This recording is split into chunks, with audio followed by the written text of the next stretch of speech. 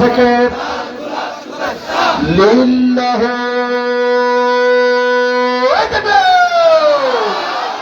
সম্মানিত উপস্থিতি, ঐতিহ্যবাহী পাবনা জেলার আটঘর উপজেলার বাউইকলাইয়া কুলিয়া দাখিল মাদ্রাসার আজকের এই তাফসিরুল কোরআন মাহফিলুল ইসলামের সওয়াবের সর্বশেষ বক্তা হিসেবে আপনাদের সামনে আলোচনা এবং আকিদ মোনাজাত করবেন আন্তর্জাতিক নন্দিত মুফাসসিরে কোরআন, এদেশের কোটি মানুষের হৃদয়ের স্পন্দন, ইসলামী বিশ্ববিদ্যালয় কুষ্টিয়ার মেধাবী ছাত্র মজলুম আলেমদ্দিন আলহাজ মুফতি হাফেজ মাওলানা আমির হামজা হাফেজাউল্লাহ, তাকে কথা বলার জন্য বিনয়ের সাথে অনুরোধ করছি।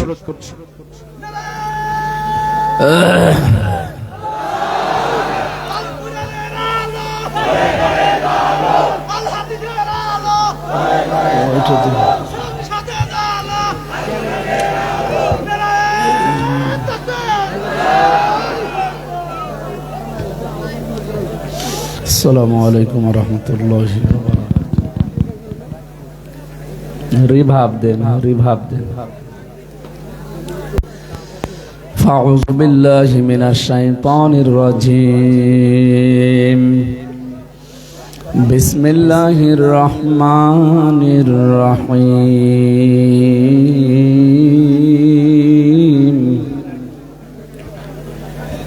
ইন্নামাল মুমিনুনা আল্লাযীনা ইযা যুকিরাল্লাহু ওয়াজিলাত কুলুবুহুম ওয়া ইযা তুলিয়াত আলাইহিম আয়াতুহু যাদাতুহুম ঈমানা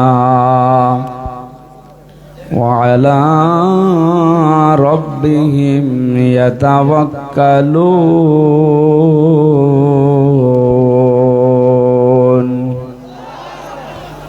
সাদাকতা ইয়া রাব্বানা।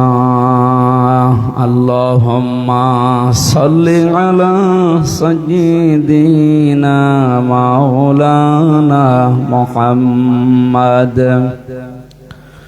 ওয়া আলা আলি সাইয়্যিদিনা মাওলানা মুহাম্মাদ। সুবহানাকা লা ইলমা লানা ইল্লা মা 'আল্লামতানা ইন্নাকা আনতাল আলিমুল হাকীম। আলহামদুলিল্লাহ, পাবনা জেলার আটঘরিয়া থানার অন্তর্গত বাউইখোলা ইয়াকুবিয়া দাখিল মাদ্রাসা ময়দানে, এই কথা বন্ধ করেন ভাই।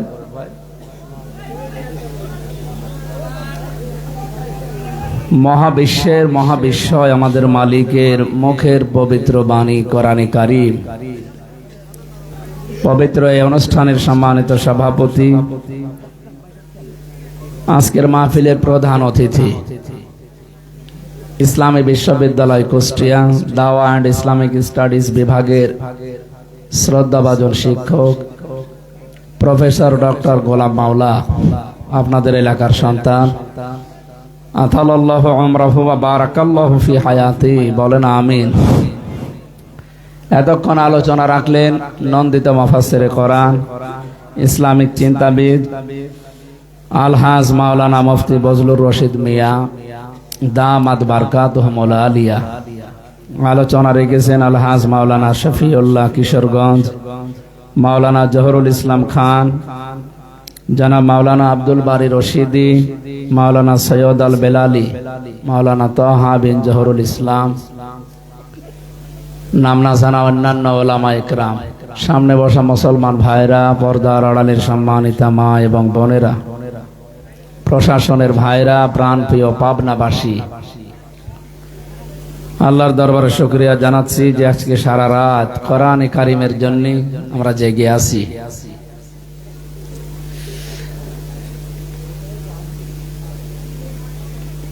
ষড়যন্ত্র চলছে বাংলাদেশ নিয়ে, আপনারা জানেন।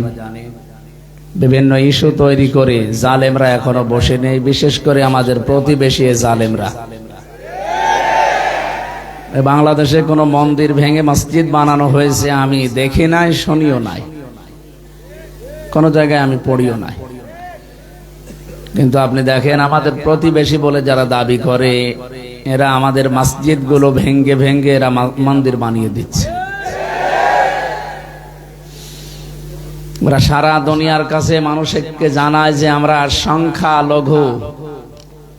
বাংলাদেশে নাকি সংখ্যালঘু নির্যাতন হয়, এটা সবচাইতে বেশি বিশ্বের মানুষকে জানায় ইন্ডিয়া।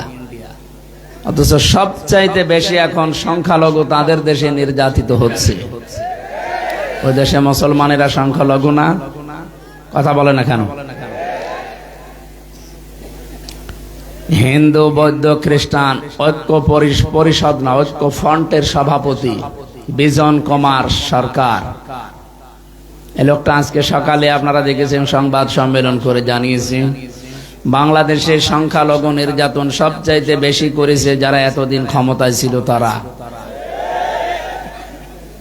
2024 সালের আগস্টের 5 তারিখের পর থেকে এদেশে জামাত, বিএনপি এবং ইসলামী যারা মাইন্ডের মানুষ আছে, আলেম ওলামা, তাদের নাম ধরে তিনি বলেছেন যে এরা হিন্দুদের উপরে, অন্যান্য জাতির উপরে কোনো নির্যাতন অত্যাচার করেনি এবং এদের হাতে এই মানুষগুলো নিরাপদ। প্রশ্ন আসতে পারে আরো হিন্দু যারা কিছু উল্টাপাল্টা কথা বলে লাফা, এরা কারা? ইসকনের যে নাম আসতেছে, ইসকন আসলে হিন্দুদের সংগঠন নয়, এটা ইহুদিদের।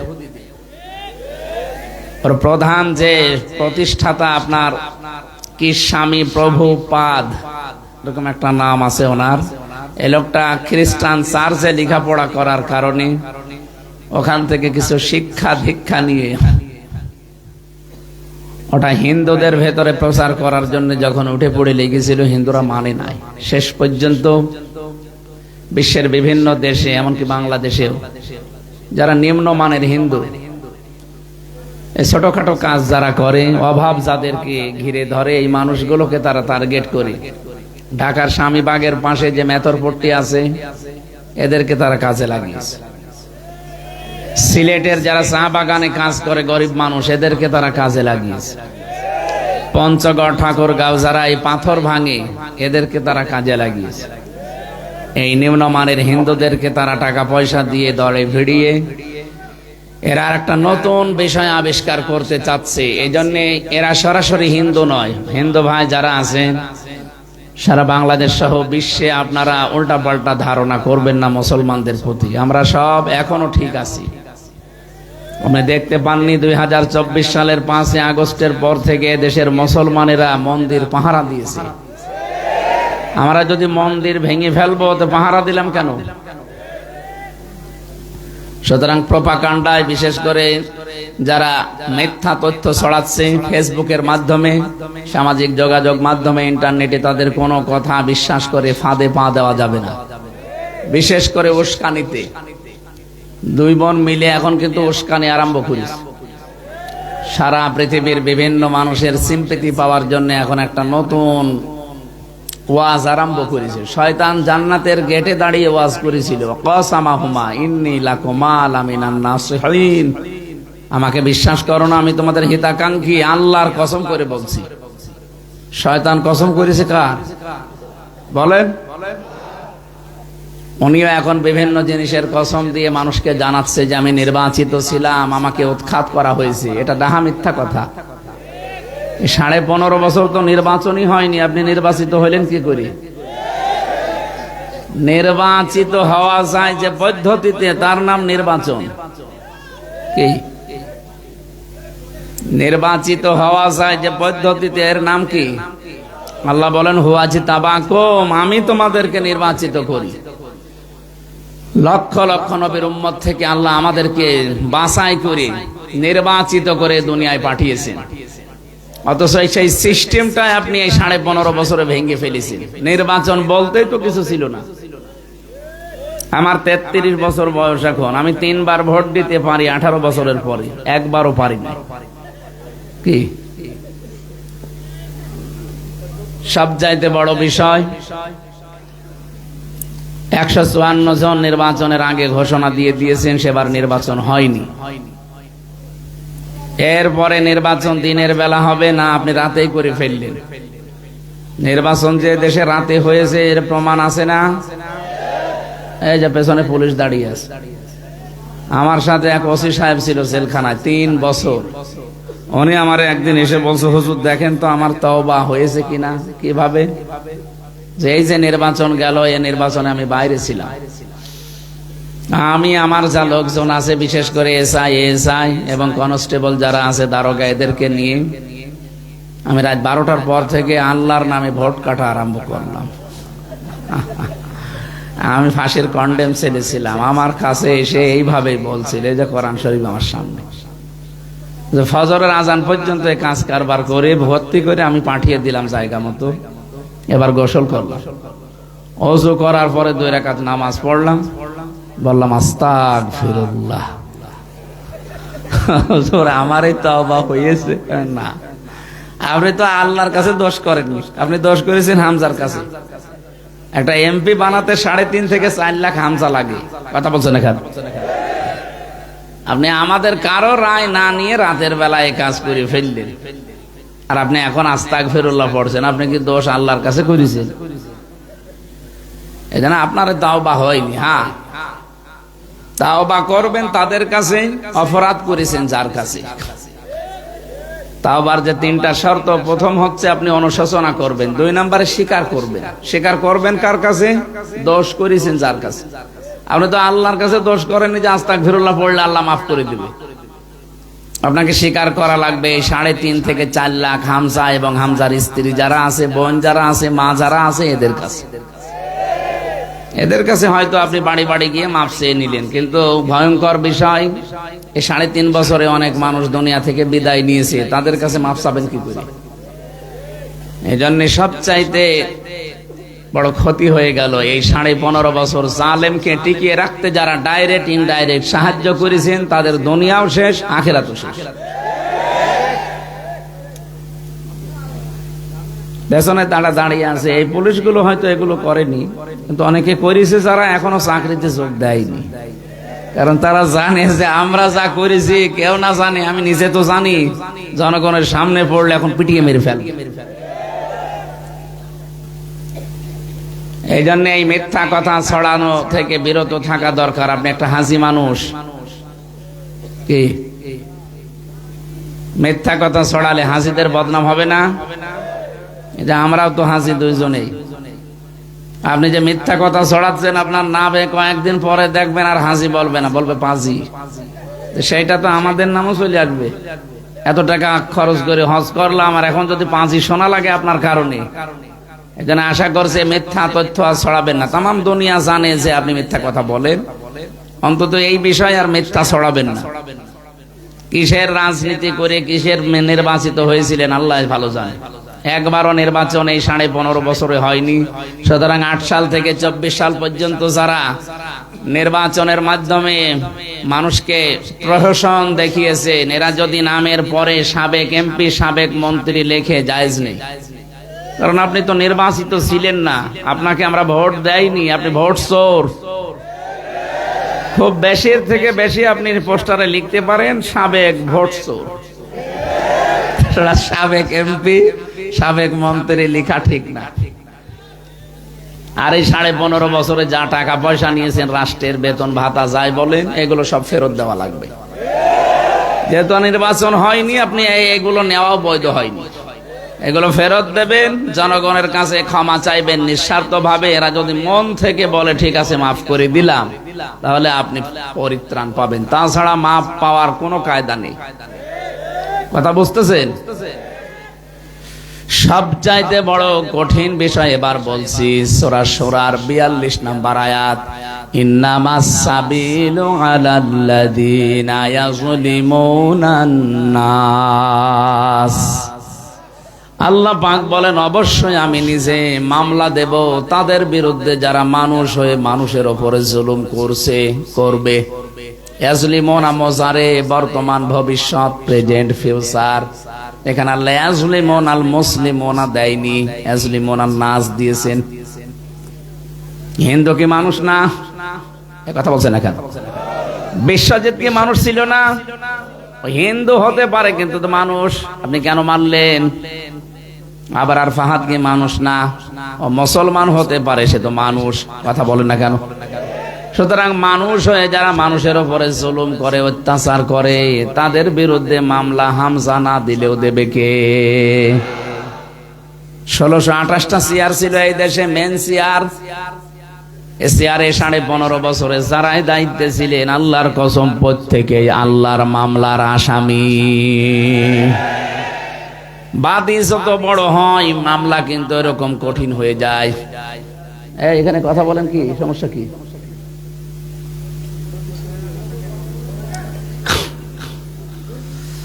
আমি 3 বছর না 3 দিনও আমার জেলে থাকা লাগতো না যদি কোনো সলিমত দিয়ে আমার মামলা দিত। কয় টাকা লাগবে আপনার? আমি আকিস গ্রুপের খতিব ছিলাম, যত টাকা লাগে ওরা রাজি ছিল। কি করেন কি? আপনাকে কিছু বলেছি আমি? কিচ্ছু লাগবে না, নিয়ে যান, যান স্যারের এটা থাক, বাকি নিয়ে যান, ডিস্টার্ব করেন। এখন বসেন, আবার এখন কোন কোথায় যাচ্ছেন? বসেন বসেন। মাহফিল যারা দেয় আসলে এরা শোনে না, বিভিন্ন ঝামেলায় থেকে নষ্ট করে ফেলে। একদম নড়াচড়া করবেন, ওই জায়গায় একদম স্টপ হয়ে বসে থাকেন। এত রাতে কি কথা বলার, কথা শোনার এনার্জি থাকে? আর আমার আজকে চলছে 3টা, আমার জীবন শেষ হয়ে গেল। আপনারা পারেন, ছাড়েন না, আমিও পারছি না। আল্লাহু আকবার।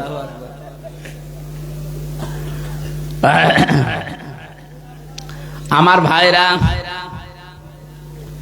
পাবনাবাসী, যে কথা বলছিলাম, আল্লাহর মামলার আসামি আমি। যেহেতু টার্গেট ছিলাম রাষ্ট্রের, এই কারণে আমারে ছাড়ে নাই। আমার মামলার সরাসরি বাদী ছিল যারা পালিয়েছে ওরা। আর আপনার বিরুদ্ধে মামলা উনি না দেবে, সরাসরি আল্লাহ নিজে। এই জন্য আপনাদের কপাল শেষ। আল্লাহু লা ইয়াহদিল কওমাজ জালিমিন। ইয়াহদি এইটা মোজারে, বর্তমান, ভবিষ্যৎ, প্রেজেন্ট, ফিউচার। আল্লাহ বলেন জালেমদের আমি হেদায়েত দিচ্ছি না, দেব না। 51-52 নাম্বার আয়াতগুলো দেখবেন বাড়ি যে 19 নাম্বার পারার 20 নাম্বার পৃষ্ঠা 7 নাম্বার লাইনে আছে। আল্লাহ পাক বলেন ফাতিলকা বুয়ুতুহুম খাবিয়াতাম বিমা যালামু। আল্লাহ যেন আঙ্গুল দিয়ে এভাবে দেখাচ্ছে, ফাতিলকা বুয়ুতুহুম, বাইতুনের বহু বচন বুয়ুত, শব্দ শুরুই করেছেন আল্লাহ ফা দিয়ে। আল্লাহ এইভাবে দেখিয়েছেন নবী, এই সেই ঘরগুলো, বাইতুন না দিয়ে বুয়ুত দিয়েছেন। এরপরে হোম আছে, এই যে জমির, এই সেই ঘর। আপনি একটু তাকান এই ঘরের দিকে। খাবিয়াতাম বিমা যালামু, এগুলো আমি পরিত্যক্ত করে দিয়েছি, ওজাড় গৃহ বানিয়ে দিয়েছি, জনশূন্য করে দিয়েছি। কেন? এদের জুলুমের কারণে। এই সমস্ত ঘরগুলোতে জুলুমের সলা পরামর্শ হতো, দুর্বিসন্ধি হতো, ষড়যন্ত্র হতো। একটা যে কত বাস্তব। 2024 সালের 5 আগস্টের বিকাল 5টা বাজতে বাজতে আল্লাহ আজটা দেখিয়েছেন। এদেশে 630টা থানা, যতগুলো জায়গায় জালেমদের বাড়ি আপনি দেখেন, সবগুলো পরিত্যক্ত হয়ে গেছে। এর বাস্তব আমার কুষ্টিয়ার হানিফের বাড়ি। গত পরশুদিন আমি আসার সময় দেখেছি বাড়িটা এখন আর বাড়ি নেই, উজাড় গৃহ হয়ে গেছে। আল্লাহ যে খাবিয়াতান দিয়েছেন, এর প্রমাণ এদেশের জালেমদের বাড়িগুলো। আল্লাহ এতটুকু যদি শেষ করে দিতেন, এই আয়াতটা আমি বলতাম না। এর পরে আমাদের জন্য শিক্ষা। ইন্না ফি যালিকা লায়াতাল লিকাউমিন ইয়ালামুন। মাঝখানে লাম, এটা লামে তাকিদ। আল্লাহ গ্যারান্টি দিচ্ছে, তাকিদ দিচ্ছে, অবশ্যই এর ভেতরে শিক্ষা আছে। কাদের জন্য? যারা জ্ঞানী। তাহলে আমাদের জন্য এখানে শিক্ষা কি? তাফসিরে মাযহারি মুফাসসির লিখেছেন, এটা লূত নবী আলাইহিস সালামের জামানার ঘটনা। ওই মানুষগুলো সমকামিতায় লিপ্ত ছিল। আল্লাহ এত রাগান্বিত হয়েছিলেন, ওদেরকে পুরা উল্টিয়ে ওটা এখন ডেড সি, মৃত সাগর বানিয়ে দিয়েছে। এখনো জর্ডানে আছে। আজ এই দেশে অনেকে সূক্ষ্ম কায়দায় সমকামিতা আরম্ভ করার জন্য বিভিন্ন পায়তারা করছেন। আল্লাহর পুরা সিস্টেমকে আপনি উল্টিয়ে ফেলতে চান। যুজ্জিনা লিন-নাসি হুব্বুশ শাহাওয়াতি মিনান নিসা। আল্লাহ বলেন আমি আকর্ষণ তৈরি করে দিয়েছি এই পৃথিবীতে 7টা জিনিসের প্রতি। তার 1 নম্বরে নারী। কে? নারীর প্রতি পুরুষের আকর্ষণ এটা স্বাভাবিক, আল্লাহ বানিয়ে দিয়েছে। সেইটা এখন পুরা উল্টিয়ে আপনি পুরুষে পুরুষে নারীতে নারীতে বিয়ে করবেন। এই কাজগুলো যারা আরম্ভ করতে চাচ্ছেন তারা আল্লাহর বিধানে হাত দিচ্ছেন। আল্লাহর বিধানে হাত দিলে কি হয় আপনি 5 দিনে টের পেয়েছেন। এই বাংলাদেশে একটা দল বলতো ক্ষমতার উৎস আল্লাহ, তাদেরকে আপনারা নিবন্ধন বাতিল করে দিয়েছিলেন। কথা বলেন না কেন? শুধু এতটুকুই শেষ করেননি, নিষিদ্ধ পর্যন্ত করেছিলেন 1 তারিখে। যেহেতু আল্লাহ সব চাইতে বড়, সব ক্ষমতার উৎস, এটা বিশ্বাস করতো তারা, আপনি তাদেরকে নিষেধ করে দিলেন। আল্লাহ এমন কায়দা করেছে, এমন ধরা ধরেছে, 5 দিনে আপনাকে নিষিদ্ধ করে দিয়েছে। এখন পরিচয় দেওয়ার মতো আপনার মুখ আছে দুনিয়ায়? কার কাছে যে বলবেন যে আমি অমুক দল করি, পিটিয়ে মেরে ফেলবে মানুষ। এই জন্য আমাদের এই আয়াত থেকে শিক্ষা নেওয়ার বিষয়, 15.5 বছর যারা এত বড় শিকড় তৈরি করেছিল, একেবারে গভীর থেকে গভীর পর্যন্ত এদের শিকড় ছিল। পিয়ন থেকে শুরু করে রাষ্ট্রপ্রধান পর্যন্ত সব জায়গায় সেট করা তাদের লোক। 15.5 বছর চালিয়েছে। এত শিকড় তৈরি করার পরে আল্লাহ বলেন আমি শিকড় কেটে দিয়েছি। ফাকুতিআ দাবিরুল কওমিল্লাযিনা যালামু আলহামদুলিল্লাহি রাব্বিল আলামিন। জালেমদের শিকড় কেটে দিয়েছেন কে? এজন্য তো ঘর বাড়িগুলো আজ উজাড় গৃহ হয়ে গেছে, জনশূন্য। 3 দিন আগের পত্রিকা দেখলাম, সবচাইতে বড় দামি বাড়ি আমরা যারা মনে করতাম ঢাকার ওইটা, অনেকে যে আবেগে চুমা খেত, অথচ পরিত্যক্ত হয়ে গেছে এখন 3 মাসে। পরশুদিনও দেখলাম 7-8 জন মিলে একসাথে টয়লেট করছে, মনে হচ্ছে জামাতবদ্ধ প্রসাব চলছে। 3 মাসে যদি আল্লাহ অবস্থা করে দিতে পারে, 3টা বছর সেটা যে নাম চিহ্ন পর্যন্ত জালেমদের জমিনে থাকবে না। আমি আবার বলছি, তাহলে আমাদের এখানে শিক্ষা কি? লাম দিলেন আল্লাহ, যে তাকিদ দিয়ে আমাদেরকে কে জানাতে চান? উনি জানাতে চেয়েছেন বাংলার মানুষেরা এত বড় শিকড় তৈরি করার পরও যদি ওদেরকে আমি একেবারে খবিয়াতান বানিয়ে দিতে পারি, পরিত্যক্ত করে দিতে পারি, আগামীতে যারা চেয়ারে বসবে এরা যদি জালেম হয়, তাদেরও আমি আল্লাহ বাড়ি ঘর পরিত্যক্ত করে দেব। কথা বোঝে? যেন আমরা যেন জালেম হয়ে না যাই। যদিও একটা প্রতিবেশী যাই পেলাম, এমন জালেম পেয়েছি, ওরা মার খায় প্রত্যেকটা জায়গায়, আর শোধ তোলে আমাদের উপরে। আপনি দেখেন, ওরা পাকিস্তানের বর্ডারে মার খায়, চীনের বর্ডারে মার খায়, নেপালের বর্ডারও মার খাচ্ছে, মায়ানমারের বর্ডারও মার খায়, আর সব শোধ তোলে এসে আমাদের উপর। এমন একটা প্রতিবেশী পেয়েছি, বলতেও পারি না, সইতেও পারি না।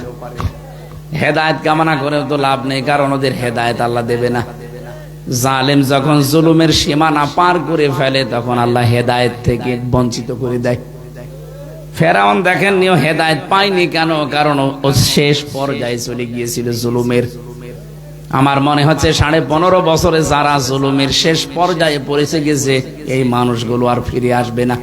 এই জন্য এখনো পর্যন্ত কথা রং বলছে, এটা যে নরম হবে না, এখনো কথা বৃদ্ধি বাড়তেছে। আবার বসে লিস্ট করে রাখো অমক অমক পুলিশের, আমি আসতেছি।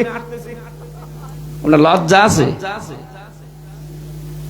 সারা দুনিয়ার ইতিহাস আপনি পাল্টিয়ে ফেললেন। এই পৃথিবীতে আজ পর্যন্ত আমি শুনিনি যে 350 এমপি একবারে হারিয়ে যায়। দেশটা কত রসাতলে নিয়ে গিয়েছিলেন যে জাতীয় মসজিদের ইমামও পালিয়ে গেছে। কিছুদিন আগে আবার জোর করে ওই জায়গা নেওয়ার জন্য এসেছিল, জনগণ জুতা দিয়ে পিটিয়েছে। পরের দিন আবার দেখি স্ট্যাটাস দিয়েছে যে জনগণ জুতা মেরেছে, কিন্তু আমার গায়ে লাগেনি। শয়তান! মানুষের কমন সেন্স কোথায় গিয়ে পৌঁছেছে? বিবেক বলেন তো।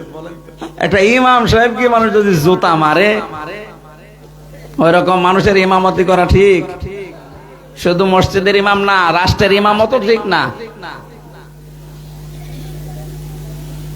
3 দিন না 4 দিন আগে আমি মৌলভী বাজার থেকে ওরা আমারে হেলিকপ্টারে দিয়ে গেল।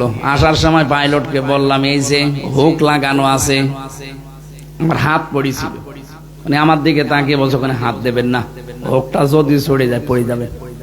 মনে মনে ভাবছিলাম আল্লাহ, 2 বোন যখন পালিয়ে গেল একটু হুকটা খুলে গেল না কেন, হুকটা খুলে গেলে তো পড়ে যেত। তাহলে এই ঝামেলা এখন আর হয় না। এখন এই যে মাঝে মাঝে ইস্যু তৈরি করে ওখান থেকে বসে বসে, আর ওইগুলো নিয়ে দেশের কিছু আবেগলা মানুষ মনে করে হ্যাঁ কাজ হচ্ছে, কিছুই হচ্ছে না। দেখেননি গোপালগঞ্জের পেছনে কিভাবে লাল করে দিয়েছে পুলিশ। এখন আর ওই পুলিশ নেই, ঝামেলা করলে আবারও লাল করে দেবে। এই জন্য আমরা কোনো ফাঁদে যেন পা না দেই, কিচ্ছু হয়নি, সব ঠিক আছে। কিছু ষড়যন্ত্র যা চলছে সব মিটে যাবে, সব ধুলি কণার মতো উড়ে যাবে ইনশাআল্লাহ। আমরা ঐক্যবদ্ধ যেভাবে হচ্ছে জাতি, এভাবে সত্যি যদি দেশের জন্য এক হয়ে থাকতে পারি, সারা দুনিয়া একদিকে হয়ে গেল কিচ্ছু হবে না আমাদের।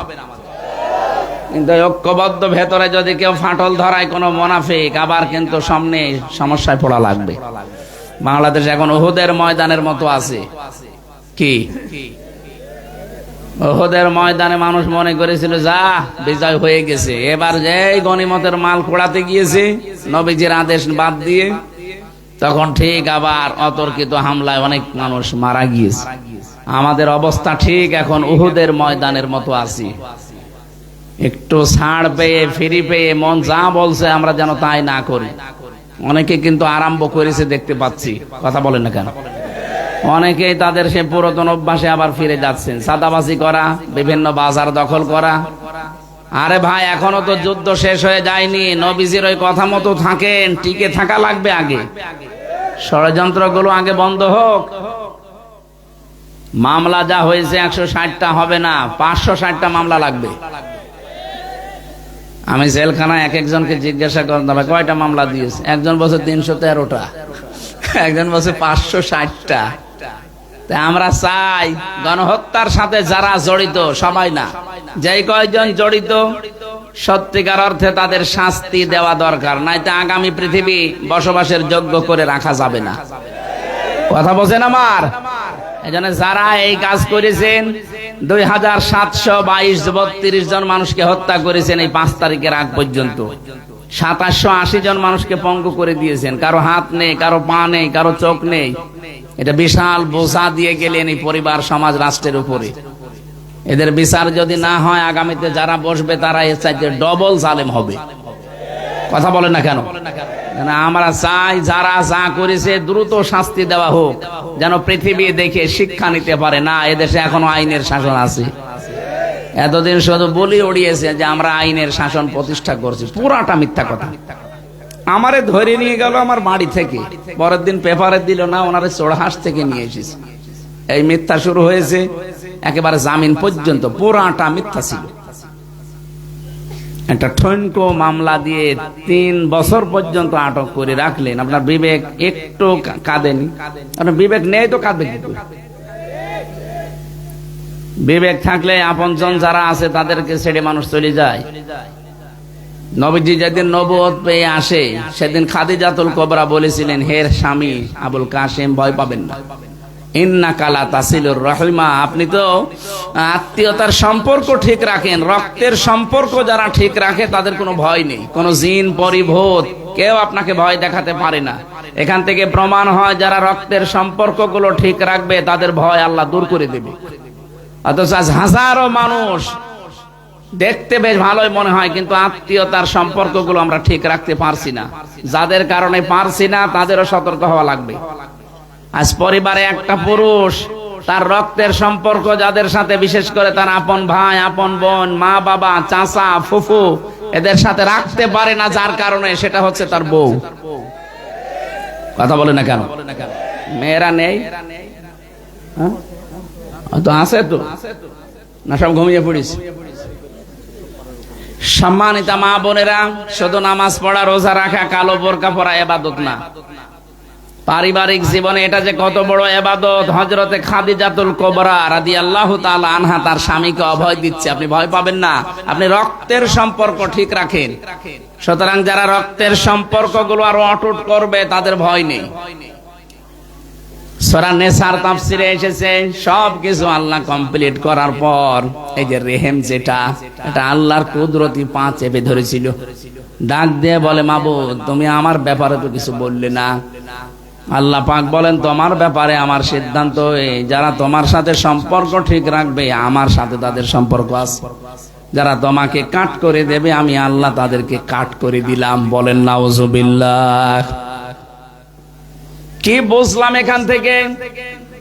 আমরা এই দেশ থেকে যারা পালিয়ে গেল, ওই দুই বংশধনা বহু মানুষ তো পালিয়ে গেল, এদের সাথে আমাদের সম্পর্ক ছিল না? ছিল না? কথা বলে না কেন? কেউ আপা বলে ডাকতাম, কেউ ভাবি বলে ডাকতাম, কেউ কন্যা বলে ডাকতাম, কত রকমের সম্পর্ক সব ত্যাগ করে আপনি চলে গেলেন না বলে। এই যে সম্পর্ক যারা ঠিক রাখে না এদের ভেতরে ভয় তৈরি করে দেয় কে? এই জন্য এত ভয় পেয়েছে যে দুপুরের খাবারও খেতে পারেনি। দ্বিতীয় নম্বরে খাদিজাতুল কুবরা বলেছিলেন, স্বামী আমার অত্তাহমিলুল কাল্লা, আপনি তো মানুষের বোঝা বহন করেন, মানুষের বোঝা আপনি হালকা করে দেন, কেন আপনি ভয় পান? আপনি মানুষের সুখের দুঃখের বোঝা, কষ্টের বোঝা, ঋণের বোঝা এগুলো হালকা করেন, বোঝাগুলো পাতলা করে দেন, আপনি ভয় পাবেন না। কি দেখলাম আমরা, যত রকমের বোঝা এই দেশে উনি দিয়ে আমাদেরকে চলে গেল। এদেশে এখন একজন মানুষ জন্ম নিলে 1,20,000 টাকা তার মাথার উপরে ঋণ। কথা বলছেন? এই যে 2780 জন এখন হাসপাতালে বেডে কাতরাচ্ছে, তার না নেই, হাত নেই, চোখ নেই, অন্ডকোষ উড়ে গেছে। কি তারা তার পরিবারের কাছে একটা বোঝা না? কথা বলে না কেন? সে তার মা বাবার কাছে, ভাই বোনের কাছে এখন বোঝা হয়ে গেছে, কারণ হাত নেই, পা নেই, সে বোঝা নাকি? এই যে বিশাল বিশাল বোঝা এই দেশে আপনি দিয়ে গেলেন, দুঃখের বোঝা, কষ্টের বোঝা, ঋণের বোঝা, এগুলো আপনি না দিলেও পারতেন। চলে যখন স্বামীর বাড়ি যাবেন তো এগুলো দিয়ে গেলেন কেন? আপনি তো স্বামীর বাড়ি গিয়েছেন, কারণ এর আগে বহুবার তারা বলতো যে আমাদের স্বামী স্ত্রীর সম্পর্ক, একজন স্বামীর বাড়ি আর একজন গেছে দোলাভাইয়ের বাড়ি। আমরা চাই এদেশ থেকে যারাই বিদেশে যায় তারা রেমিটেন্স যোদ্ধা, টাকা পয়সা পাঠায়।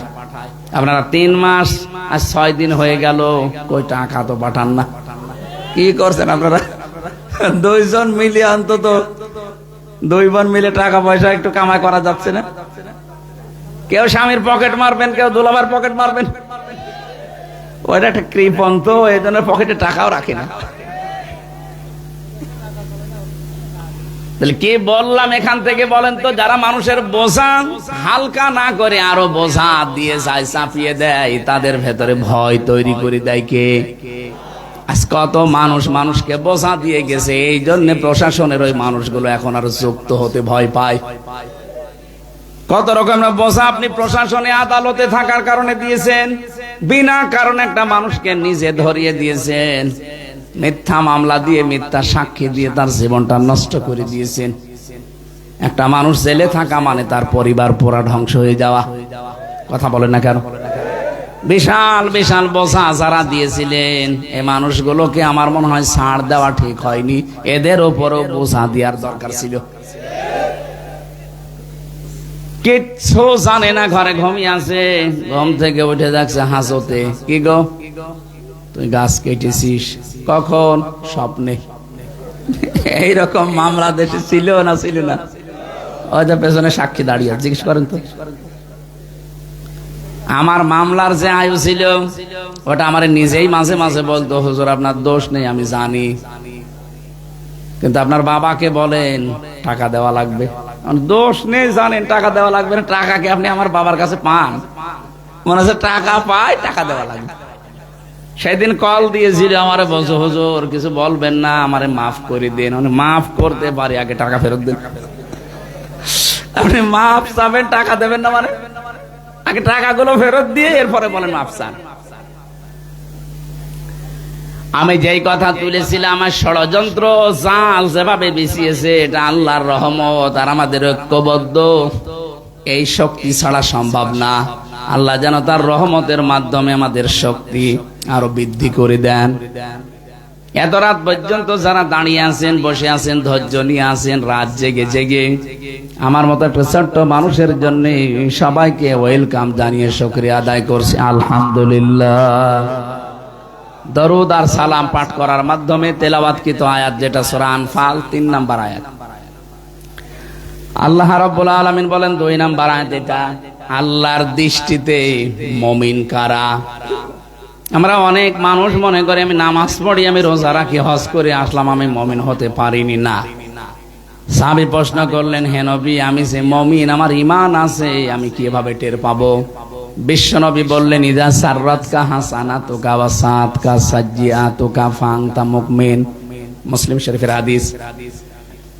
নবীজি বলেন, যখন তোমার ভালো কাজগুলো তোমাকে আনন্দ দেয় আর অন্যায় কাজ হলে ভেতর থেকে একটা বাধা আসে, তখন বুঝবে তোমার ঈমান আছে। 15.5 বছরে ভালো কাজ সবার কাছে কিন্তু ভালো লাগেনি। কথা বলেন না কেন? ভালো কাজ আরো বাধা দিয়েছে। এই কোরআনে কারিম প্রচার করা, কোরআনে কারিম শেখানো, এটা কি ভালো কাজ না খারাপ কাজ বলেন? অন্য জাতি নাই বলতে পারে, আপনি বলেন কি করে? অন্যান্য জাতির লোককে আমি যেখানেই কোরআনে কারিম শুধু বুঝে পড়ার জন্য দিয়েছি, তাদের কাছে এখন এটা ভালো কাজ। সেদিন যশোরের এক বিসিএস ক্যাডার অধ্যাপক কলেজের, ওনার আমি 3 মাস টার্গেট দিয়েছিলাম যে স্যার, আপনাকে আমি মুসলমান হতে বলি না, শুধু আমাদের ধর্মীয় গ্রন্থটা একটু বুঝে পড়েন। 3 মাস পরে দেখছি বলছে আমি মুসলমান হয়ে গেছি। এটা যদি প্রচার না করতাম, তাকে না শেখাতাম, সে মুসলমান হতো। এটা প্রচারের মাধ্যমটা পর্যন্ত 15.5 বছরে বিভিন্ন ইস্যু তৈরি করে বন্ধ করে দিয়েছিলেন। সরাসরি বলেন না যে হবে না, কিন্তু 14 জায়গায় অনুমতি নেওয়া লাগবে, এই সিস্টেম করেছিলেন। সুতরাং ভালো কাজ যাদের ভালো লাগেনি, অন্যায় কাজ দেখলেও যাদের কাছে অন্যায় মনে হয়নি, ভেতর থেকে কোনো বাধা আসেনি, আপনি বুঝবেন আপনি নামাজ পড়লো, আপনার ঈমান নেই। এই জন্য আল্লাহর দৃষ্টিতে মুমিন কারা, আল্লাহর দৃষ্টিতে আসলে ঈমানদার কারা, 3টা গুণ এখানে আল্লাহ পরপর দিচ্ছেন। ইন্নামাল মুমিনুনা আল্লাযীনা ইযা যুকিরাল্লাহু ওয়াজিলাত কুলুবুহুম। আল্লাহর দৃষ্টিতে ঈমানদার তারা, যে মানুষগুলোর সামনে আল্লাহর নাম উচ্চারণ হলে তাদের কলিজা কেঁপে ওঠে। ওয়াজিলাত কুলুবুহুম, তাদের কলবে কাঁপ ধরে। মানুষের সামনে আল্লাহর নাম, আল্লাহর কোরআনের কথা, বড়দের কথা বললে তাদের ভেতরে একটা ভয় তৈরি হবে, কেঁপে কেঁপে উঠবে না। আরো বৃদ্ধি আমাদের অনেকের বেড়েছে। ওয়াইযা তুলিয়াত আলাইহিম আয়াতুহু যাদাতহুম ঈমানা, তাদের সামনে আল্লাহর আয়াতগুলো যদি তেলাওয়াত হয়, ব্যাখ্যা বিশ্লেষণ হয়, ওদের ঈমান যা আছে আরো বেড়ে যাবে। এই গ্যারান্টি দিচ্ছে কে? বলেন বলেন। ঈমান বেড়ে যাবে শুধু মানুষের না। সূরা জিনের 2 নম্বর আয়াতের তাফসীরে আমি পড়েছি, এটা তাফসীরে হাক্কানিতে আছে। নবীজি কোরআনে কারীম জিনদের সামনে তেলাওয়াত করেছিলেন। আল্লাহ পাক বলেন, ফাকালু ইন্না সামি'না কুরআনান আজাবা। জিনেরা কোরআন শুনেছে 2 বছর 5 বছর বয়স না, যাদের বছর 1000 বছর 1500 বছর বয়স, তারা তাওরাত শুনেছে, জাবুর শুনেছে, ইনজিল শুনেছে। ওই জিনেরা কোরআন শোনার পরে তারা বলছে আমরা এক আশ্চর্য কোরআন শুনলাম। এতটুকু জিনেরা বলেই শেষ করে দেয়নি, ইয়াহদি ইলার রুশদি ফাআমান্না বি ওয়ালান নুশরিকা বিরাব্বিনা আহাদা।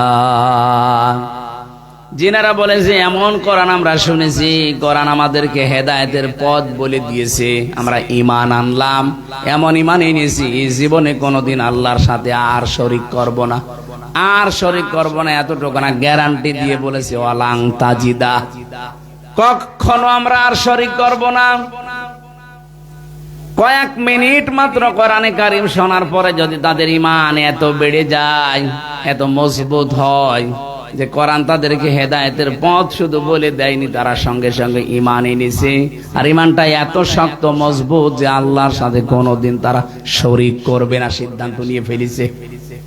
সুতরাং আমরা যারা এখানে কোরআন শুনছি, সত্যি যদি ওইরকম মন নিয়ে আমরা শুনতে পারি, মাস্ট বি জাদাতুহুম ঈমান, আমাদের ঈমান বাড়বেই, কিন্তু মন থাকা লাগবে আপনার। এই কোরআন নবীজি আবু বকরের সামনেও পড়েছিলেন, আবু জেহেলের সামনেও পড়েছিলেন। দুইজনের নামের আগে আবু আছে। এক আবু বকর কোরআন শোনার পরে তার ঈমান বেড়ে গেছে, শুধু ঈমান বাড়ে নাই। আল্লাহ পাক বলেন, ওয়াইদা সামিউ মা উনজিলা ইলার রাসূলি তারা আ'য়ুনাহুম তাফিদু মিনাদ দামি মিম্মা আরাফু মিনাল হক। হে নবী, যখন কোরআনে কারীম তাদের শোনাবেন, যদি ওদের উপলব্ধি করার ক্ষমতা থাকে, ওরা যদি বুঝতে পারে আমি আল্লাহ কি বলতে চাই, দেখবেন ওদের চোখ দিয়ে পানি গড়িয়ে পড়ছে। কোরআনের আলোচনায় সবার চোখে পানি আসবে না, এটা বোঝার মতো যোগ্যতা থাকা লাগবে আপনার। আপনি যদি সত্যি এর মর্মবাণীগুলো উপলব্ধি করতে পারেন যে আল্লাহ কি বলে আর আমি কি করি, দেখবেন মনের অজান্তে কখন চোখ দিয়ে পানি পড়ছে আপনি টেরও পাবেন না। আল্লাহ পাক বলেন, এই কোরআন আবু জেহেলের সামনেও তো পড়েছিল মুহাম্মদুর রাসূলুল্লাহ, ওর ঈমান বাড়ে নাই, ওর শয়তানি বেড়েছে।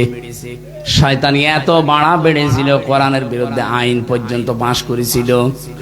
লা তাসমাউ লিহাদাল কোরআন, এ কোরআন তো শুনতে যাওয়াই যাবে না। ওয়াল গাউফি, হট্টগোল বাদাও, পরিবেশ নষ্ট করে দাও। লাআল্লাকুম তাগলিবুন, আশা করা যায় তোমরা গালেব হবে। বলেন নাউযুবিল্লাহ। এখানে জন্য যারা এসেছেন, যদি আবু বকরের মতো মন নিয়ে বসেন, মাস্ট বি আপনার ঈমান বাড়বেই। যদি আবু জেহেলের মতো মন নিয়ে বসেন, আমির হামজা না, আমির হামজার উস্তাদ কথা বললো, আপনার ঈমান বাড়বে না, আপনার শয়তানি বাড়বে। এজন্য আমাদের মন তৈরি করা লাগবে আগে, আবু বকরের মতো না আবু জেহেলের মতো। বলেন বলেন, আবু বকরের মতো মন নিয়ে বসেন। এ কোরআনে কারীম যদি কাউকে হেদায়েত দিতে না পারে, তাকে আর পথ দেখানোর মতো কোনো কিছু দুনিয়ায় নেই। এই যে জালিকাল কিতাবু লা রাইবা ফি, কিতাবের আগে আলিফ লাম আছে। এই একটাই মাত্র কিতাব দুনিয়ায় আল্লাহ দিয়েছেন যেটা মানুষকে হেদায়েত দিতে পারে। সুবহানাল্লাহ বলতে পারেন? কিন্তু কোরআন থেকে হেদায়েত পেতে হলে কিছু শর্ত আল্লাহ দিয়েছেন। সূর্য আলো দেয়, সবাই কিন্তু সূর্য থেকে আলো পায় না। পায় অন্ধ যারা, তারা আলো পায়। সূর্য তো ঠিকই আলো দিয়ে যাচ্ছে, কিন্তু অন্ধ আলো পাবে না। এ দোষ কি সূর্যের না ওর চোখের? কোরআনে কারীম হেদায়েত দেওয়ার জন্য এসেছে। হাদা বায়ানুল লিন্নাস হুদাল লিন্নাস, বিশ্ব মানবতার হেদায়েতের জন্য আল্লাহ এটা পাঠিয়েছে। কিন্তু আমি যদি নিতে না পারি, এ দোষ আল্লাহর না, কোরআনের না, এ দোষ আমার কপালের। গিরিশচন্দ্র সেন বেটা হিন্দু মানুষ, কোরআন শরীফের শুধু বাংলা অর্থ লেখেন, ও তাফসিরও হালকা লিখেছে। এই লোকটা কোরআন পড়েছে বেশি আমাদের চাইতে, ও লিখেছে বেশি, ও বুঝেছে বেশি, হেদায়েত পায়নি, কারণ ওর মন ছিল না। আমাদের যদি সত্যি মন না থাকে, সারা রাত ব্যাপী দেওয়া না, সারা জীবন ব্যাপী যদি আপনি আলোচনা দেন, জীবনেও আপনি হেদায়েত পাবেন। আপনি আগে মন তৈরি করেন। কথা বলেন না কেন? এই জন্য আমাদের মন আগে তৈরি করা লাগবে যে আমি আসলে কোরআন থেকে হেদায়েত নিতে চাই। আল্লাহ যদি জানাতে পারেন জাদাতুহুম ঈমানা, তোর ঈমান বাড়বেই, তাহলে আমার ঈমান বাড়ে না যখন, বুঝতে হবে আমার কপালের দোষ, আল্লাহর দোষ না। আল্লাহ রাব্বুল আলামিন বলেন, ওয়ালা রাব্বিহিম ইয়াতাওয়াক্কালুন। এই যে জাদাতুহুম ঈমানা, এই আয়াতের ব্যাখ্যায় আমি পড়েছি, কেউ যদি তেলাওয়াত করে কারো সামনে, চারটা বিষয় সে যেন অনুধাবন করে নেয়। ওয়াইদা তুলিয়াত আলাইহিম আয়াতুহু, তাদের সামনে যখন আল্লাহর আয়াত তেলাওয়াত করা হয়, তেলাওয়াত কি পড়া? কোরআন শরীফের কোরআন পড়ার ব্যাপারে আমি তিনটা শব্দ পেয়েছি, কারা, রতালা, তালাওয়া। এই তিনটা শব্দের অর্থের ভেতরে আমি অভিধানে চারটা বিষয় পেয়েছি। এক নাম্বারে আপনাকে শুদ্ধ করে পড়া লাগবে, 2 নাম্বার এটা বুঝতে হবে, 3 নাম্বারে যতটুকু বুঝলেন এর উপরে প্র্যাকটিক্যাল লাইফ সেট করা লাগবে, 4 নম্বরে যা বুঝলেন এটা যেন মানুষ মানতে পারে সেই পরিবেশ তৈরি করে দেওয়া লাগবে। এই 4টা শর্ত মেনে যদি সত্যি আমরা পড়তে পারতাম, মান করাল কোরআনা, যে ব্যক্তি কোরআন পড়ে তার মানে 4টা শর্ত মেনে যারা পড়ে, ফাস্তাসাহারাহু, এবং কোরআনকে যারা ইজহার করে, এখানে ইজহার শব্দের ব্যাখ্যায় শুধুমাত্র প্রকাশ করা না, স্পষ্ট করা না, কোরআন ইজহার করা মানে কোরআন বিজয় করা। বিজয় করার অর্থ এর পরের 2টা শব্দ থেকে আরো বেশি স্পষ্ট। নবীজি বলেন ফাহাল্লা হালালাহু ওয়া হাররামা হারামাহু আদখালাহুল্লাহুল জান্নাহ।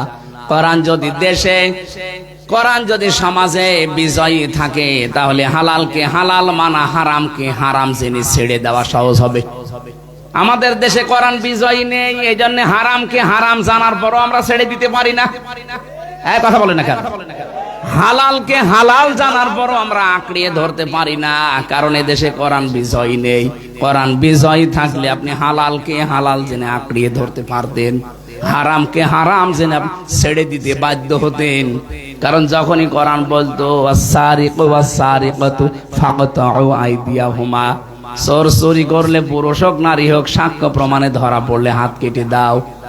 আমার মনে আয়াতটা যদি 53 বছর আগে বাংলার সংসদে কায়েম থাকতো, এদেশে বহু মানুষের হাত বুকে ঝুলতো। এটা নেই, এই জন্যই তো 36,000 কোটি টাকা চুরি করেছে দরবেশ। কত? 36,000 কোটি। এক জীবনে আপনি গণনা করে শেষ করতে পারবেন না। 7টা ব্যাংক থেকে এই লোকটা এতগুলো টাকা মারিং কাটিং করলো, ইসলামী ব্যাংক ধ্বংস করে দিয়েছে এই শয়তানরা। 75,000 কোটি টাকা এখান থেকে আত্মসাৎ করিস। যদি চোরের আইনটা থাকতো এই দেশটা আর কিচ্ছু লাগতো না, শুধু একটা আইন থাকলে দেশটা জান্নাত হয়ে যেত। চুরি বন্ধ করে দেন, শুধু সঠিক ডিস্ট্রিবিউশন যেটা আছে, সঠিক বন্টন, এটা একটু চালু করেন, দেশে কারো কাছে হাত পাতা লাগবে না। বিশ্বের বহু দেশ এখন মুখিয়ে আছে আমাদেরকে দেওয়ার জন্য। পাকিস্তান থেকে আসতেছে, তুরস্ক থেকে আসতেছে, চীন থেকে আসতেছে, আসতেই থাকবে। আহ্বান জানাচ্ছে, এটা রেকর্ড হচ্ছে, কালকে সারা দেশে যাবে। এই সমস্ত দেশে ভারত ছাড়া যদি মধ্য এশিয়ার এই সমস্ত সব দেশ চলতে পারে, আমরা বাংলাদেশ কেন চলতে পারবো না? আমাদের আগের বন্ধু যারা যারা আছে তাদের দিকে একটু ঝোঁকা লাগবে আমাদের। মুশরিকদের ভেতরে সবচাইতে বেশি ভয় মরণের। ওয়ালা তাজিদান্না আহরাসান নাসি আলা হায়াতি ওয়া মিনাল্লাযিনা আশরাকু, ওরা সবচাইতে বেশি ভয় পায় মরণকে। ওদেরকে হে নবী আপনি যদি বলেন যে 1000 বছর তোমাদের হায়াত, ওরা বলবে আলহামদুলিল্লাহ আরো বেশি বাঁচতে চাই। তার মানে সবচাইতে বেশি ভয় ওদের মরণের। যখনই আপনি ওদের মরণের পথ তৈরি করে দেবেন, এমনিতেই মাথা নত করে বলবে বাবা আমারে মাফ করো। সে তো পাকিস্তান থেকে একটু চিনি এসেছে তাই মাথা খারাপ হয়ে গেছে। এই কথা বলে না কেন? ওরা আমাদের পাকিস্তান থেকে আলাদা করেছে, এই জন্য নাকি ওরা আমাদের বন্ধু। 7 সিস্টারের মাধ্যমে ওদেরকে আমরা 7 ভাগ করে দিচ্ছি। ওরা আমাদের 1 ভাগ করে যদি বন্ধু হয়, আমরা 7 ভাগ করে দিচ্ছি, আমরা বড় বন্ধু না? ডক্টর ইউনূস একটু টাচ দিয়েছিল, এই ভয়ে ওদের ঘুম হারাম হয়ে গেছে। মুশরিকদের সবচাইতে বড় ভয় ওদের জীবনের উপরে, আর আমাদের সবচাইতে আশা আমাদের জান্নাতের উপরে। যত তাড়াতাড়ি যেতে পারবো তত তাড়াতাড়ি আল্লাহর বাগান রেডি। কথা বলেন ঠিক কিনা? ওরা যত তাড়াতাড়ি যাবে ওদের জন্য আগুন রেডি, এজন্য মরতে চায় না।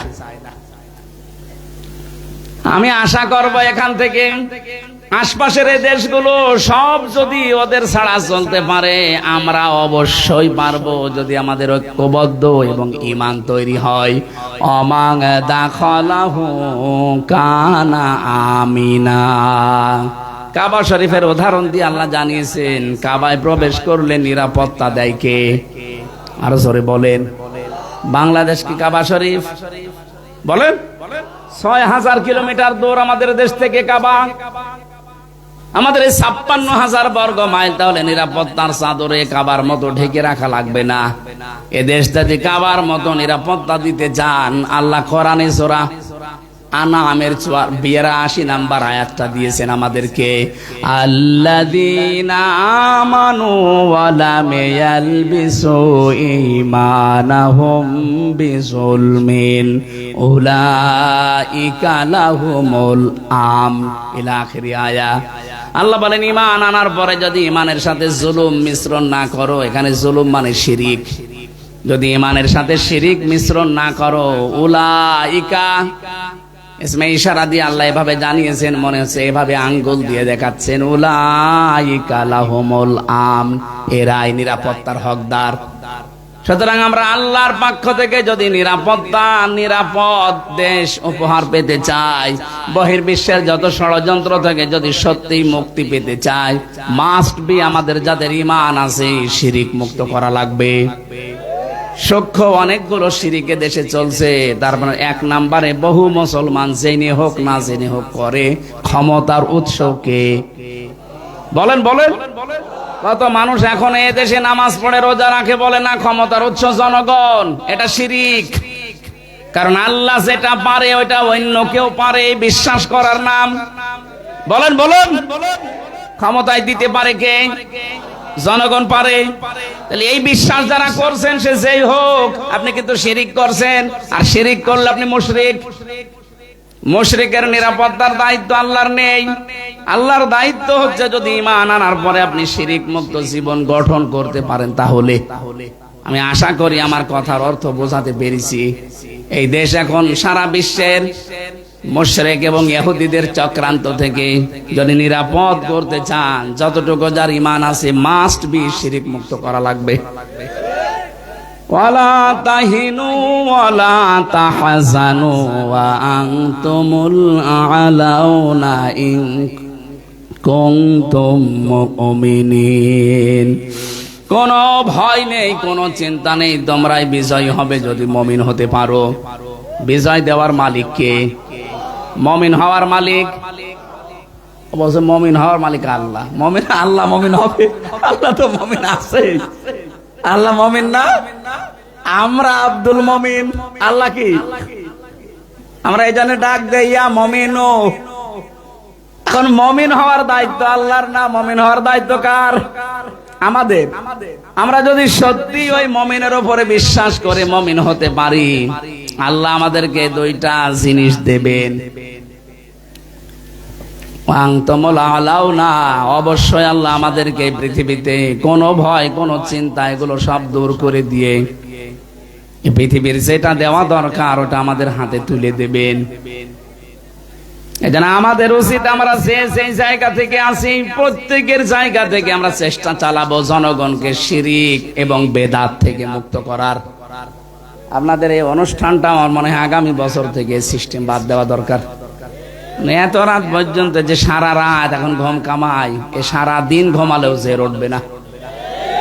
আগামী থেকে আল্লামা সাইদি সাহেবের মতো ওই যে পাবনা দারুল আমান ট্রাস্টে হয় না, রাত 9:30 10টায় মাহফিল শেষ হয়ে যায়।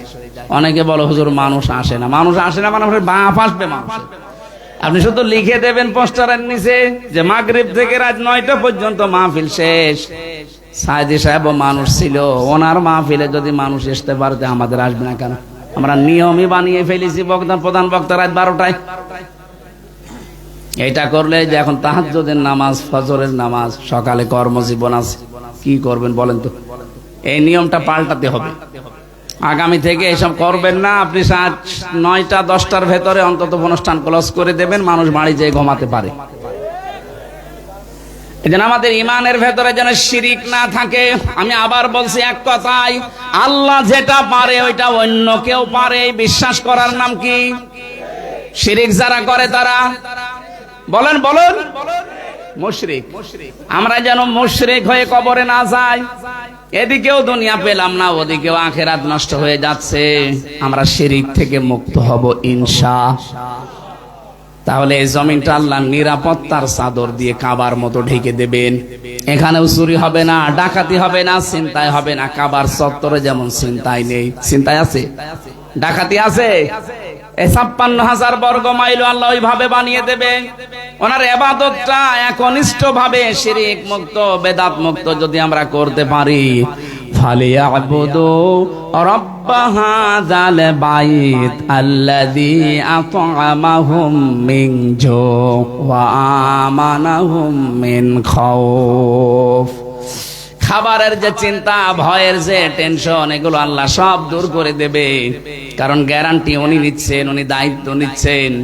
বিশ্বের এমন এমন জায়গা থেকে আল্লাহ আমাদের জীবন উপকরণ খাবারের ব্যবস্থা নিয়ে আসবে। ধারণাও ছিল না যে পাকিস্তান আমাদের চিনি দেবে। এতদিন পর্যন্ত যে শত্রুতা ওনাদের সাথে আমাদের, অথচ চিনি পাঠাচ্ছে। কথা বলছেন এখানে। আমাদের ইমান যদি সত্যি ওই বরাবর চলে যায়, শুধু পাকিস্তান না, নেপাল থেকে জিনিস আসবে, ভুটান থেকে আসবে, আর যে সমস্ত দেশগুলো আমাদের দেখতেই পারতো না। সৌদি আরব আজকে ঘোষণা দিয়েছে বাংলাদেশের পরিস্থিতি যাই হোক, এই মুসলমানদের পাশে আমরা আছি। আল্লাহ রাব্বুল আলামিন ওদের মনের ভেতরে ঈমান যদি কারো নাও থাকে, বিবেক আছে, ওই বিবেকটা নাড়া দিয়ে দেবে। এটা সূরা নাহালের 112 নম্বর আয়াতের ব্যাখ্যায় পাবেন। যেহেতু অনেক রাত হয়ে গেছে আর আমারও চলে যাওয়া লাগবে, সে দিনের বেলায় নওগাঁ, জন্য শেষ করে দিচ্ছি খুব তাড়াতাড়ি। আল্লাহর দৃষ্টিতে যদি সত্যি ঈমানদার হতে চাই, কোরআনের আয়াত শুনলে, ব্যাখ্যা শুনলে ঈমান আপনাদের বাড়বে। ওয়ালা রাব্বিহিম ইয়াতাওয়াক্কালুন। বাড়ি যাওয়ার আগে ভরসা করবেন কার প্রতি? তাওয়াক্কুল নিয়ে বাংলাদেশে একটা ভেজাল আছে। আমরা মনে করি আল্লাহ যা করবে তাই, ঠিক আছে, আল্লাহ যা করবে তাই, কিন্তু আগে কাজকর্ম আপনি পুরাটা কমপ্লিট করে ভরসা করবেন আল্লাহর উপরে। ফাইদা আযামতা ফাতাওয়াক্কাল আলাল্লাহ। কাজকর্ম করার পরে সিদ্ধান্ত দেবেন কার উপরে? আপনি কাজই করেননি। মুহাম্মদুর রাসূলুল্লাহর তাওয়াক্কুল লক্ষ্য করুন। এই একটু বসেন ভাই। বিশ্বনবীর তাওয়াক্কুল ছিল যেদিন তিনি হিজরত করবেন, তিনি যদি একবারেই চলে যেতেন তো হয়ে যেত না। আগে আবু বকরকে জানিয়ে রেখেছিলেন যে আমরা হিজরত করতে পারি। শুধু এতটুকুই করেননি, হিজরত করার রাতে হযরতে আবু বকরকে নিয়ে তিনি উল্টা পথে গিয়ে গারে সুরে অবস্থান নিয়ে 3 দিন ছিলেন। আগে থেকে 2 জনকে ঠিক করেছিলেন, আবু বকর নিজের সন্তান আব্দুল্লাহকে আর নিজের বাড়ির কাছের মানুষকে। ছোট মানুষ বিভিন্ন দোকানে দোকানে ঘুরতো দিনের বেলায়, মক্কায় কি কি সংবাদ আছে ওটারা পৌঁছিয়ে দিত। যেহেতু পায়ের ছাপ পর্যন্ত কাফেররা বুঝে ফেলে, এজন্য ওই যে আরেকজনকে ঠিক করা ছিল, যেটা রাখাল, ওকে আবু বকর বলেছিল তুমি কাজ করবে, আমার আব্দুল্লাহ চলে যাওয়ার পরে ওই জায়গায় ছাগলের পাল লাগিয়ে দিবা যেন তার পায়ের ছাপ নষ্ট হয়ে যায়। আপনি কৌশলগুলো অবলম্বন করেন, যত কাজ করা দরকার সবগুলো কমপ্লিট করার পরে যদি ভরসা করে থাকেন আল্লাহর প্রতি, এইটা ঠিক আছে। কিছুই না করে যা করে আল্লাহ না, এর নাম তাওয়াক্কুল না। সাহাবী বললেন, হে নবী, আমার উট কি দড়ি দিয়ে গাছের সাথে শক্ত করে বেঁধে তার উপরে ভরসা করব আল্লাহর উপরে, নাকি উট ছেড়ে দিয়ে? নবীজি বললেন, না, আগে উট শক্ত করে খেজুর গাছের সাথে বেঁধে রাখো, এরপরে ভরসা করো আল্লাহর উপরে। আমরা এই তাওয়াক্কুল করব, যে যেখানে যেই জায়গায় আছি ওই জায়গাগুলো আগে কাজের দ্বারা, যোগ্যতার দ্বারা ওই জায়গাগুলো কমপ্লিট করার পরে ভরসা করা লাগবে কার উপরে? সত্যিকারের ইমানদারের। এখনো আরো গুণ আছে, আমি আজকের মতো আর পারছি না, আমার গলা ব্যথা করছে। আগামীতে কোনো জায়গায় আসলে কথা বলবো ইনশাল্লাহ। পাবনা দারুল আমান ট্রাস্টে আছে 21 তারিখে, ওখানে এশার পরে উঠবো, এশার পরে উঠে যতক্ষণ পারি চালাবো, ওই জায়গায় যাবেন। ওই দিন একটা মাহফিল আছে, তো সমস্যা নেই। 21শে জানুয়ারি কথা বলবো আজকে। শুধু আমার এই বিশ্ববিদ্যালয়ের স্যারের কারণে এখানে আসা, না তো আমি আজকে বাড়ি চলে যেতাম। আমি স্যারকে যদি কথা বলার থাকে কারো, একটু বলার পরে মোনাজাতের মাধ্যমে চলে যাব। ভাই অনেক রাত হয়ে গেছে, এখন বাজে 5টা বেজে গেছে, এখনই আজান হবে। আল্লাহুম্মা আমিন। লা ইলাহা ইল্লা আনতা সুবহানাকা ইন্নী কুনতু মিনাজ জালিমিন। মোনাজাতটা বসে করেন, যারা এসেছেন, আমি মুসাফির মানুষ, মোনাজাতটা বসে করেন। রব্বানা যালামনা আনফুসানা ওয়া ইল্লাম তাগফির লানা ওয়া তারহামনা লানাকুনান্না মিনাল খাসিরিন। রব্বুল আলামিন, সারা জীবন অপরাধ করে জীবনটা নষ্ট করে ফেলেছি। হাত ওঠায় কথা বলবো ভয় করে, লজ্জা করে। নামের আগে আলেম লেখা আছে, এই জন্য আরো বেশি ভয়। কিয়ামতে না জানি কোটি কোটি মানুষের সামনে আবার অপমান করো কি। আল্লাহ তাআলা আমরা শুনেছি নবীর হাদিসে কিয়ামতে আলেমদেরকে নাকি তুমি কুদরতের চাদর দিয়ে ঘিরে একা একা গোপনে বিচার করো। মানুষের সামনে আমাদেরকে অপমান করো না। কোটি কোটি মানুষ থাকবে কিয়ামতে, আল্লাহ গোপনে তুমি নিজেই মাফ করে দিও। আল্লাহ তাআলা আজকের এই অনুষ্ঠানটা সারা রাত তোমার বান্দা বান্দিরা অনেকে জেগে আছে। কোরআনের এই মহব্বতের কারণে, এই ধৈর্যের কারণে তাদেরকে জীবনের মতো মাফ করে দাও। এত রাত পর্যন্ত কোন মানুষের কথা শোনার জন্য আমরা বসে থাকি না, কোরআনে কারীম শোনার জন্য যারা এত পাগল, এত আগ্রহ, যাদের এই পাবনার মানুষদেরকে তুমি অমরের মতো বানিয়ে দাও। এ জেলার মাটির নিচে যত মানুষ ঘুমিয়ে আছে, কোরআনের ইজ্জতে তাদের মাফ করে দাও। আল্লাহ তাআলা যার মাধ্যমে এসেছি, আমার মাথার তাজ শ্রদ্ধাভাজন উস্তাদ প্রফেসর ডক্টর গোলাম মাওলা, তার জীবনের অপরাধগুলো মাফ করে দাও। তার জীবনের ভালো যত কাজ আছে আল্লাহ তুমি মঞ্জুর করে নাও। তার মা বাবাকেও ক্ষমা করো। তার স্ত্রী সন্তানাদি যেগুলো দিয়েছ ফাতেমার মতো বানিয়ে দাও। যত আলোচক এখানে কথা বলেছে, আইলাম আমার মুরব্বী মুফতি বজলুর রশিদ মিয়া, বড় ভাই মাওলানা আব্দুল বারী রশিদি সহ মাওলানা জহরুল ইসলাম খান, মাওলানা শফিউল্লাহ, সৈয়দ আল বেলালি, জহরুল ইসলাম তহা, যত আলেম এখানে কথা বলেছে, আলেমদের কথাগুলো মেনে চলার তৌফিক দাও। মা বোন যারা এসেছে ফাতেমার মতো, আয়েশার মতো এদের চরিত্র দিয়ে দাও। 3টা বছর জেল খাটার কারণে আমি অসুস্থ হয়ে গেছি, আল্লাহ তুমি আমাকে আগের অবস্থায় ফিরিয়ে দাও। এই মাদ্রাসার যত প্রয়োজন আছে আল্লাহ কিয়ামত পর্যন্ত এখানে কায়েম রাখো। সব প্রয়োজন তোমার আরশ থেকে মিটিয়ে দাও। কথা বললেই কণ্ঠে ব্যথা হয়ে যায়, আল্লাহ আমার কণ্ঠটা তুমি ভিক্ষা দাও। প্রশাসনের যে ভাইগুলো সারা রাত কষ্ট করছে, নিজের বাবা মা, আত্মীয় স্বজন, স্ত্রী পুত্র ছেড়ে বাংলার বিভিন্ন প্রান্তে তারা দায়িত্ব পালন করে, আল্লাহ বাংলার প্রশাসনের উপরে তোমার রহমত নাজিল করো। তাদের আজকের পুরা দায়িত্বটা ইবাদত হিসাবে তুমি মেনে নাও। তাদের শরীরকে সুস্থ রাখো, তাদের মা বাবাকেও তুমি সহি সালামতে রাখো। রব্বুল আলামিন, এলাকায় যত গোরস্থান আছে, যত মানুষ কবরে ঘুমিয়ে আছে, চিরতরে ক্ষমা করে দাও।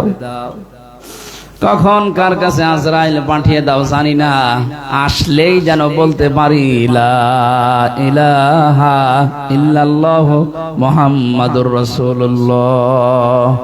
আসসালামু আলাইকুম। ওই সাদা গাড়িতে আমার লিখিত বইটা আছে, যাওয়ার সময় পারলে নিয়ে যান, কাজে লাগবে। যান, ওই যে সাদা গাড়ি দেখা যাচ্ছে, এখন আজান দিয়ে দেন সময় হলে। 23 তারিখ কোথায় আছে আমি জানি না, 21 তারিখকে মনে আছে, জানুয়ারির 21 তারিখ।